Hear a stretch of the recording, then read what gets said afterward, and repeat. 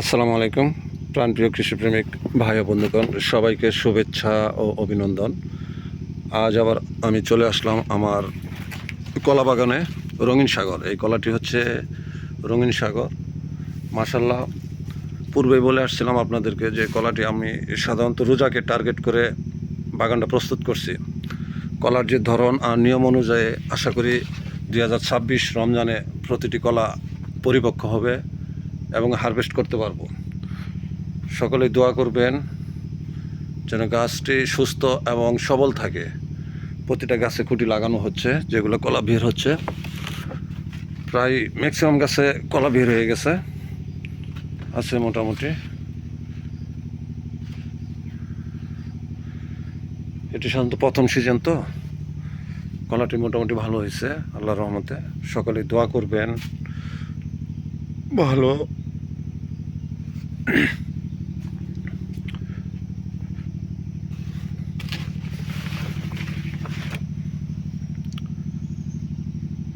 এই কলাটি সাধারণত প্রচুর পরিমাণে মিষ্টি হয়ে থাকে, রঙিন সাগর, এবং খুবই সুস্বাদু।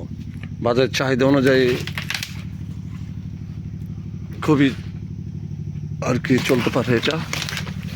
প্রায় ম্যাক্সিমাম গাছে কলা বের হয়ে গেছে। এই কলাটা সাধারণত রোজাতে আসবে আশা করি। 2026 রোজাতে আমরা হারভেস্ট করতে পারবো। সকলেই দোয়া করবেন যেন গাছগুলো সুস্থ থাকে এবং সবল থাকে। এখানে আমার 20,000 গাছ আছে, 20,000 কলা গাছ। 20,000 কলা গাছ নিয়ে এবার আমি এই বাগানটা সাজানো হয়েছে।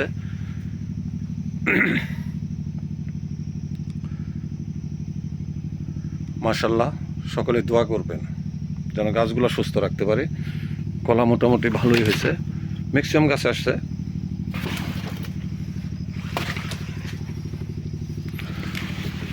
আর বাকিটা গাছ আছে, এই যে থুর আসছে, এই যে মুখে, এটা হয়তো বা 1 সপ্তাহের ভিতরে বের হয়ে যাবে। ওই যে দেখা যাচ্ছে প্রায় কলা বের হয়ে গেছে।